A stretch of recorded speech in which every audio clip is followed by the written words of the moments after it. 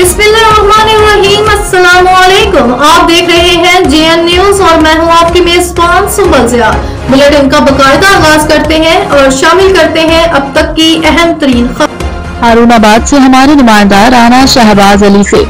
हारूनाबाद की मकामी सहाफ़ी इफ्तिखार अहमद जोया और बशीर अहमद भट्टी ने अवामी प्रेस क्लब में शमूलियत इख्तियार कर ली। इस मौके पर भिंदन हॉल में खूबसूरत तकरीब सजाई गई।